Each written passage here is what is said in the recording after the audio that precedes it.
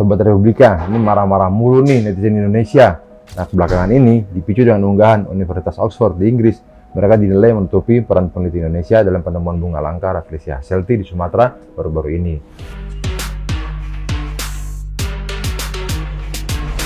Nah, dalam unggahan mereka pada 19 November kemarin, Oxford hanya menyebut peneliti dari universitasnya.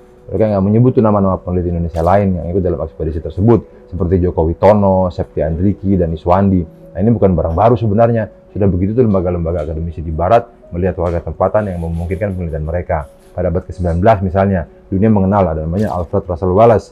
Ilmuwan Inggris ini kemudian diketahui sebagai salah satu pencetus teori evolusi melalui seleksi alam bersama Charles Darwin. Nah, Wallace mengembangkan konsep itu saat mempelajari spesies hewan di Kepulauan Nusantara.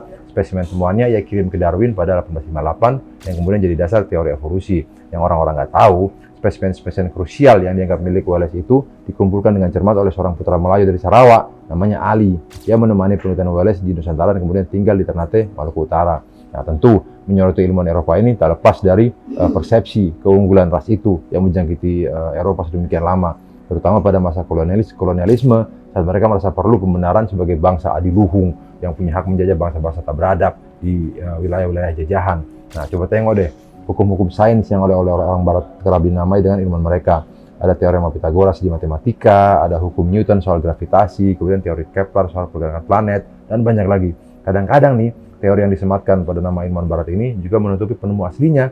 Contoh misalnya, ada istilah sirkulasi Harvey. Ini mengacu pada penemuan peredaran darah oleh William Harvey pada 1628. Ternyata, ilmuwan muslim bernama Ibnu Al-Nafis sudah menggambarkan hal itu berabad-abad sebelumnya, yakni pada abad ke-13. Sampai saat ini nih, di lingkaran ilmuwan Barat, Harvey masih dianggap sebagai orang pertama yang memberikan deskripsi lengkap dan akurat tentang keseluruhan sistem peredaran darah. Padahal jelas-jelas terdokumentasi bahwa Ibnu Al-Nafis membuat penemuan inovatif itu jauh sebelum Harvey.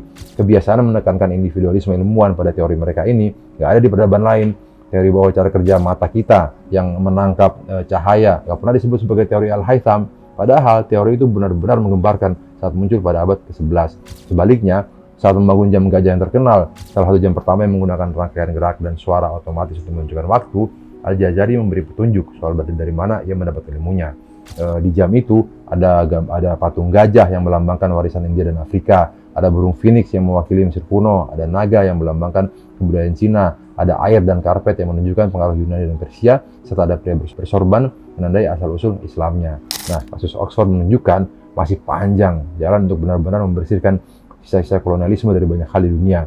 Dan kasus ini juga harus mengingatkan kembali bagaimana bangsa-bangsa selatan ini harus mulai benar-benar mengupayakan kemandirian keilmuan dan teknologi mereka. Sejauh ini misalnya nih, dana riset di Indonesia masih sangat kecil. Angkanya belakangan kira-kira 0,2% dari produk domestik bruto atau PDB, dan hanya 1,2 triliun rupiah dari anggaran pendidikan, sekitar 57 triliun rupiah. Nah, ini menurut data tahun 2020 dan 2025. Angka ini jauh di bawah rata-rata dunia, yaitu 2,67% dari PDB. Nah, kalau kita nggak mau peneliti kita dikecilkan perannya, nggak bisa lagi begitu seharusnya. Pemerintah harus benar-benar mengucurkan biaya yang serius untuk penelitian yang dilakukan anak bangsa, sehingga kita punya penelitian nggak bisa lagi diklaim oleh orang-orang yang mendanai penelitian tersebut. Demikian, saya Fitrian Jamjami. Assalamualaikum warahmatullahi wabarakatuh.